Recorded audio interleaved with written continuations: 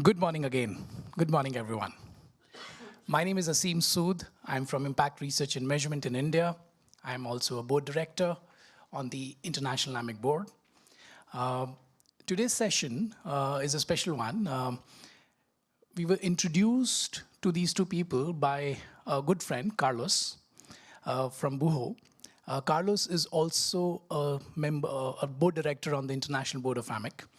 And when he introduced these two people, he said, Juan, Giraldo, and Isabel, they are great storytellers in my organization. And what they do is magic. It's golden. And that's why the title of this session. I'm going to start with questions. I'm going to ask them questions about whatever I've heard so far. But why does Carlos say so many good things about you? Tell us about yourself. So maybe the first thing I have to say is we're now all very aware of our body language. And it kind of generates a pressure, including talking in English, which is not your natural language. So Carlos and I, founded buho 15 years ago.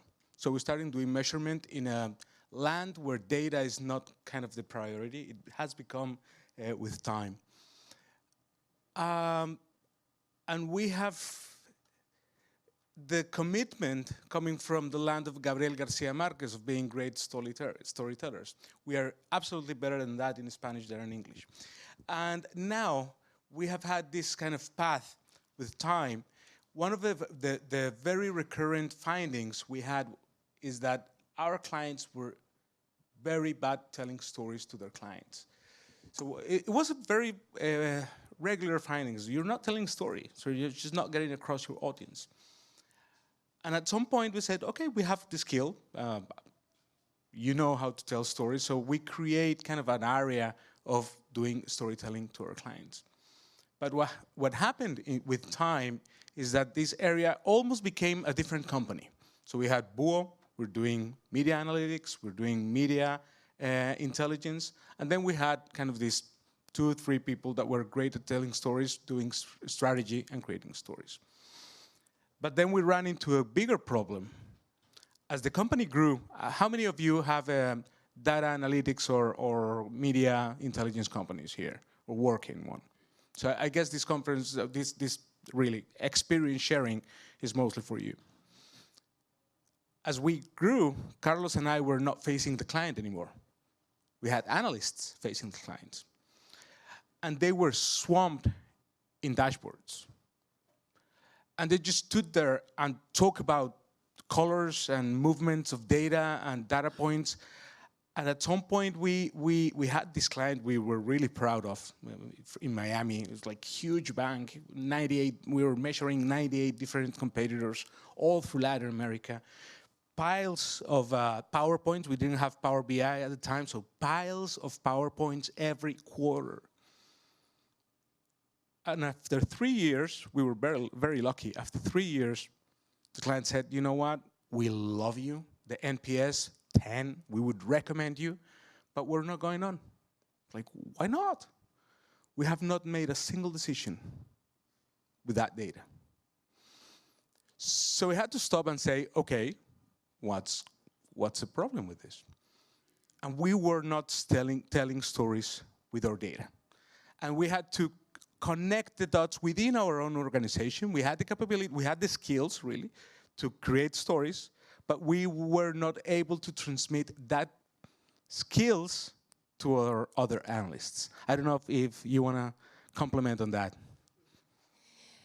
Well, I'm so afraid of not crossing my leg to the correct side and all that, but I have to chill because as I am a storyteller, so I have to make a good statement here. My father is an old man. He's 87 now, and since I can remember, he's very gray-haired. So I used to say that he has every gray hair for a story that he tells. And I got that passion from him. So when I came to buho, I'm a political scientist, and when I came to buho, I was a data analyst, but I hated it. So I managed to build my own island, as Juan Fernando said, as a storytelling company, like a splitted company. But with the time, I noticed that it was impossible to tell good stories without data. So we built those bridges between the two companies, like the analytics and the storytelling one. And now I can think about telling a recommendation of storytelling without the data. So now I like to call myself as a story maker to our clients, and I am the public affairs manager at buho. So I think that's why we love to speak about storytelling with data. All right, but all of us do measurement and analysis and present reports to clients, right? All of us do that. What's different here? And you've also used the word golden insight. Yes, I think I like to speak like seated. A golden insight is a finding fueled by data that puts value in our clients. And it make a strategic value by giving them a clear call to action about how to stop, keep, or start doing something. So let me give you an example. I'd rather standing up, so just mix it up. We were told, do whatever you want, we do whatever you feel comfortable with. Wow, almost 10 years ago, we were working with the presidency of Colombia, specifically the Office of Public Communication to the International Media. And the country was in the midst of a peace process with the longest standing guerrilla in the hemisphere. It was a small team, just 2 people. And they had to deal with everything that was going on in the Washington Post, in the New York Times, in the Die Welt, Le Monde, everything. And they only had clipping. We came along and said, okay, let's start measuring. And we saw this team on fire, really on fire. 2 girls, 2 ladies, 2 professionals. Every single day, standing up to a crisis. When the first 3 months of measurement came out, we saw just a line of 5% of negativity, stable, right? Very simple data. It was not rocket science. 2013, so pretty much handcrafting most of the data. And we said, you know what?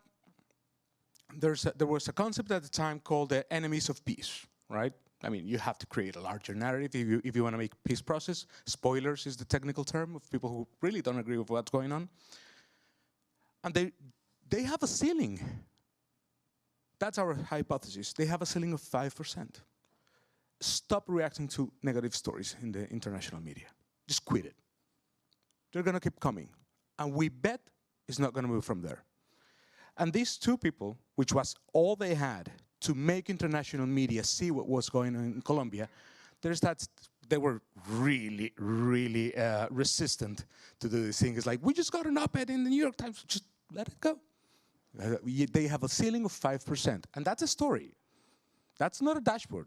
That's just a single data point that allows us to create a story for the client. The enemies of peace have a ceiling of 5%. That tells a whole narrative of what's going on. And what they did is they tripled the coverage. They doubled favorability. And the negativity was always never above 5%. So a golden insight really drives resources in the right direction. It transforms the way a team of people with very little resources handle it correctly. We have a compulsion towards dashboards. We do. I do. I love it. I mean, I'm one of the sinners, right? It's like, can we do this? Let's do it. Just because we can't do it, so we do it. and we like to see the bubbles and connected dots, and can we change colors if it's positive? And yeah, I love it, I want to see it. But it really doesn't drive an analyst, especially an analyst that is starting a relationship with a client service. It doesn't really help them to keep the client making good decisions and really finding this golden insight. So my expectation by the end of this short experience sharing is that we can provide you with at least 3 ideas actionable for those teams of analysts. Really, this is how can we take them to be able to figure out what's the story behind a huge dashboard and find out the small data. So in this case, the president of Colombia, at the end of the story, was able to sign a peace agreement, which is always imperfect. And at the end, it got a Nobel Peace Prize, which is not really easy to get when you don't have the support of international media. So we believe a golden insight really made a difference in this case. Okay, then I have a question about golden insight, and how do you create a golden insight? And I have 2 parts to this question. One is, what data or what other information do you need from your clients to be able to create that golden insight? That's part 1. And part 2 is, we all have analysts. How do we equip them to get to the level that they are able to create these stories? Can this be, is this something that can be trained? Do you have a guide that you've shared with your analysts? How do you do it? Well, the first thing is that we need to know why storytelling with data is like a game changer to our clients. And I used to remind to our analysts every now and then that humanity comes not from the machine, but from the heart, as Joseph Campbell said. Joseph Campbell is the author of a theory that we use to create stories called the hero's journey. And I have an example for that. We were working with the World Bank and the Border Agency in Colombia to understand what was happening with the conversation about xenophobia in social media against Venezuelan migrants. And at that time, it was like at the very beginning of the pandemics, Colombian population was above 80% rejecting the fact that we were about to open again the border with Venezuela. So it was a very hard moment for the migrants. And we were observing the trend that the conversation at social media was very negative. We had these very red lows at our chart. But during the implementation of the strategy, using a football match between the 2 national teams, Venezuelan and Colombian teams, we saw a little peak of hope. And we chose a timeline chart to show that hope. If we had chosen, for example, a pie chart, we could show, for example, a good job, but not hope. If we could choose a bar chart, that hope would be so little. But as we chose this timeline, that little green peak demonstrate that that strategy could change the life of the Venezuelan migrants in Colombia. I would just add, for the question you made, a golden insight, it's found, really, not created. And that's why we have data all the time. And the challenge is, and we are told, and we were told, we learned from the AMEC framework, and we love the AMEC framework, it really helps us, to connect the measurement to the strategy, right? And that's really useful. But we were not connecting the measurement to the story of our client. And that's where the transformation is. When you have the measurement connected to the strategy, you'll talk the language of your client. Yeah? You know, you understand what's relevant for them. But when you understand the story of the client, who is the villain? Like, what's the precious thing you want to protect, or they are protecting? When you understand that, you understand where the data is transformational for them. And that's where it makes a difference. So again, 5% enemies of peace. We knew that was so relevant and harmful, even though the data was showing it really didn't make a difference. So the golden insight from the storytelling perspective, and one of the messages we'll probably wrap up at the end, is your analyst aware of the story that your client is building towards their audiences, not just the AMEC framework, which is of course a condition for it to work. I want to share an example here.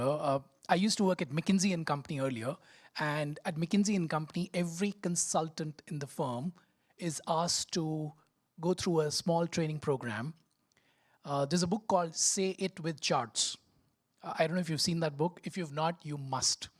The book tells you, depending on what the story is or what the messages that you're trying to pass on, which chart you should be using to present the data. Like you gave a beautiful example wherein you said, instead of using a pie chart, I use the trend data chart to make the same point.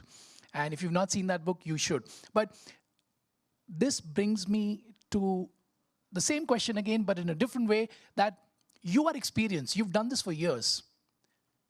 You have a young analyst coming in. How do you train that analyst to start working on these golden insights? I think the first thing is to manage the difference between exploration and explanation, because exploration is so important to the analyst because they are making a hard work to get to the golden insight. And it is similar like the process with pearls. Imagine that to find pearls, first you have to find the oysters, then you have to fish the oysters, to open it one by one, to find the pearl, to polish it, and to make it what a pearl is. So that pearl is like the golden insight. Why to put your audience in the whole process of fishing the oyster and all those things when you already found the pearl? So make your visualization and your reports the pearl. Like, point the attention on the visualization when you want your client and your audience to see the difference, the data point that make a change in their lives and in their strategy. So the visualization has to make the perfect set for the storytelling and not the otherwise. All right. I think that's the first thing. Thank you. So I learned two things. One, the analyst needs to know better or more background about the client. That's one. Two, he needs to have the right training or tools to be able to choose the right charts and visualization. Anything else? Yeah, I'd like to go on the second point because I think we should go deeper on that and provide 3 takeaways that I think would be relevant. So one more thing we said was the client needs to have a story and we need to know what the story is. And really the basic training of storytelling, you can do it with archetypes, like Jung archetypes or Disney archetypes of the witch and whatever. That's pretty simple. That's not that hard. But then we believe there are 3 things you can do. One, include the story prisma in quality control. We do that. I mean, if we look at the dashboard and we're not asking, is this telling story? We're just failing by entrance. Second, there's the one slide challenge, and I'm going to write down that book because I'm pretty sure it takes you to that path. Is okay. These 5 steps, Power BI. Give me one slide, one PowerPoint, one PDF slide. No movement, no change, no clicks. Give me one slide that you want to take to the client. When the analyst is forced to do that, is forced to know what is relevant of the whole process and where is really the pearl. And that has really helped us do that. And third, and it's probably the most relevant, is we now, after 15 years, it took us a while, but the difference between someone in buho is capable of doing it and is buho capable of doing it is very, very different. So not to have the skill, but to have the capability, it's really about bringing these people exposed to a storytelling process, which is, and again, not very complex. There's a lot of sources. In our case, Isabel is the one kind of leading them to focus on the story instead of on the data, but using the data to tell the story, which is what makes a difference. I would like to add just a little point, and it is like, it is not the same to make storytelling that to go to story making. So if you know the story of your client, you will be able to make recommendations so they can act the story. Because if your client wants to be the hero, for example, but you see in the data that they're acting like the villain, so you can tell them, no, stop doing that, you know? Because you have to be coherent with the story that you want to tell, but with the story that you are acting to. Can I put an example of that, a specific example? We worked for the Minister of Education, and she had a story, very simple story. She changed the way of becas, scholarships, I appreciate, to my Latin friends in the audience, scholarships. And in that story, the governments have a temptation to become the heroes of the story. They feel they're entitled to. But she made a storytelling process, and she realized, I'm not the hero of this story. The students are the heroes in a hero's journey in this story. I am hardly an enabler. That's pretty much all my role, which is pretty great for a politician to realize that. They all have their interests too.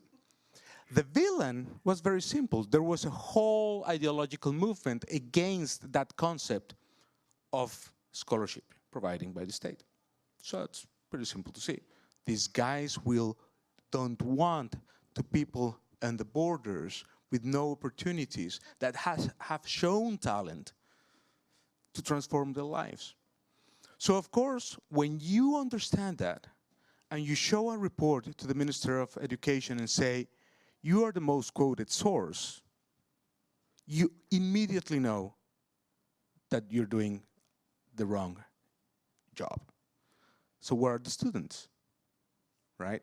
So when you know what the story of the client is, when the analysts know that there is a story, it's very simple to put your eyes on the right place of the data, and especially, what I believe is stronger, when you just put data on a dashboard in front of a client, it's harder for them to have a transformational recommendation and to put it in motion. For an organization to take a decision with data, they need to be able to repeat why is it relevant. And when you put it in a story, when you create this narrative that is provided by the client, is what generates transformation. All right, thank you. Since we started this session a little late, we still have some time. And you know Jonna is very demanding, and she will be upset with me if you don't ask 5 questions. Oh, we have a lot of questions. All right, I'll come to you. I'd like to know if your story had a happy ending. Did you ever recover the Miami bank that you lost and started the whole process? That's great. That's okay. So I'll give you a happy ending and a tragic ending. So we did recover that client, but then the client became just corporate and wealth manager, and decided they didn't need to know the media. They didn't need the media at all, and that changed the game. But yeah, we did recover them. And politics is rough. This minister ended up, and it's a measurement problem. This is why I bring it up. She called me late at night, Friday. She says, there is this noise in a state about gender ideology-based content in our schools. Can you tell me what it is? And we use our media tools. It's like, it really seems like noise. 2 weeks later, there were several thousand people marching around this ministry, accusing this person of a gender ideology, which was basically just education, sexual education. And we were not able to spot it because it was in closed Facebook groups and in WhatsApp, kind of feeding this. And so we do have a Nobel Prize story. We do have a client recovery client, and we have this very, I mean, we live in hard times for not being able to do the right measurement, yeah. All right, any more questions? There's one up the front. I was really interested into something you said around the key messaging and the key story of a company. Okay, if that's our partner, our client, we would know that story or the lack of the story, but we would have some information from beforehand, let's say. How about competitors? Would you stumble upon trying to identify the key messaging of the competitors, and how would you assess that if you would like to not spend that much time into research around key messaging of competitors? How would you assess that? You want to do it? Yeah. I would like to say that, if you want to, I would like to say that you need to focus first, of course, in your client story. And when you notice that your client has a role in the story, you can make the competitors of your client the protagonist of the story, because the story has their own flow, you know? Yeah. When your client, for example, is not the hero, but the mentor, like the Gandalf of the story, your hero has its own villains and its own princess, and they're usually not the competitors of your client. So you have to focus on that story. Mm-hmm. And then you have to observe what are the competitors, like where is the competitor's role in the story of your hero? And where are you competing with that hero or with that princess to make the difference in the real life, not just in the communication that is always so technical, but when you put it in the archetypes of the story, you're talking about humans. So it may be like a tip for you to focus on the story of your hero or of the protagonist of your client. From a business perspective, I would just add that it has happened to us a lot, that the client ends up paying the measurement of our competitors, right? And it's ×5 the energy and the resources. And driving from that Isabel just said, is what's the role of my competitors in my story? It can narrow down the methodology you use to kind of pulse what's going on with the competitors and make it enough. And also to realize that the story around your hero may include competitors that are really different from the industry competitors, but really the relevance around their own lives. So it kind of expands, when the story is clear, it kind of expands the spectrum and makes it easier to see what I really need, instead of having a always on triple dashboard of all my competitors, which is so expensive. If you want it, we'll do it, but it's not so efficient in terms of how to drive in the strategy. Thank you. Any other questions? Yes.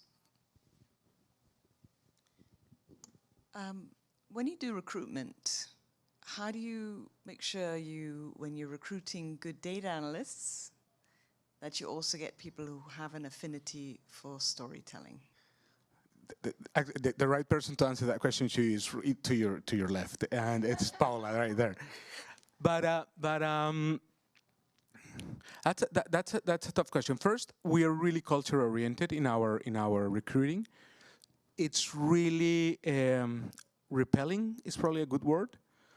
When people go to the interview, a lot of them say, I don't know what just happened.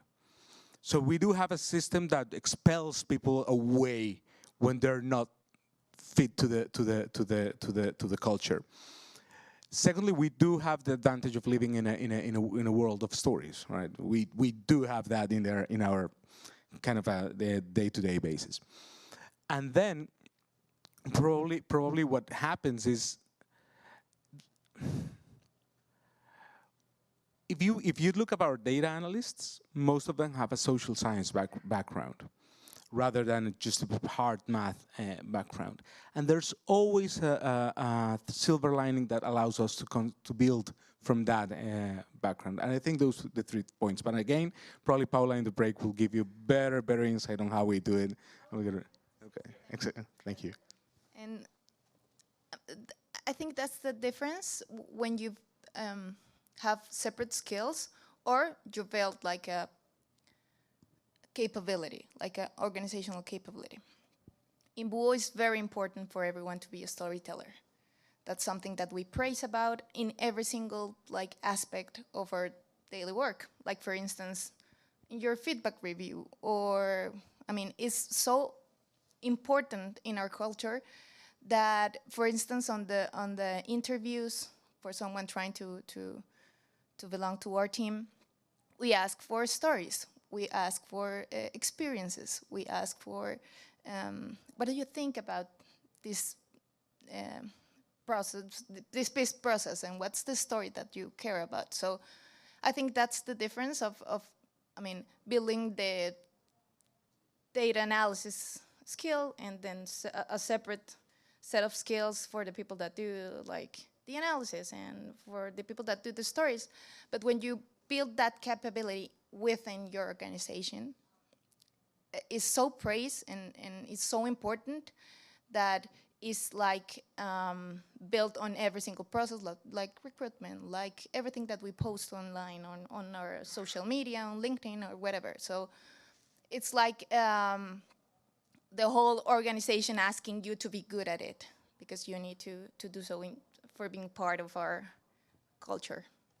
I would just add that we once they're inside, there's rehearsal culture. So there's a lot of rehearsal and feedback within the organization for that to be narrowed down to a good story. And I have to say, we don't always succeed. I mean we still have our challenges to make that happen, of course.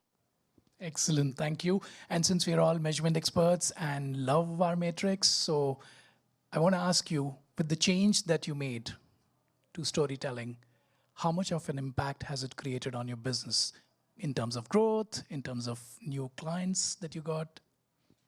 So probably Carlos would have better data than me on that side. I'm the storyteller.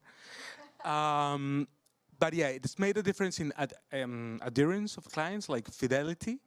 So it kind of creates a premium once you are so linked to a client that they feel you understand their strategy, and that made sense. But also, we have a whole area of storytelling alone, a standalone storytelling aspect of our company and our business, which is, we probably represents, I don't know, 15, 20% of the organization. So it's helped us be more relevant to our clients, have a longer relationship with those clients, be better at the data we're providing them, so be more efficient to them too. And we created an area of storytelling along for that. So next time when we see you at the next conference, come back with some hard metrics. We would want that would be Carlos. I'm the storyteller. All right. I think we are out of time now. Thank you so much, Isabel. Thank you all. And Juan. And I also want to thank, again, the buho team, because they gave this idea. So Carlos gave this idea that this is something exciting that we're doing. If other members are also trying to do something different, exciting, please come back and tell us. We would want to invite your teams to come in and share that with us here.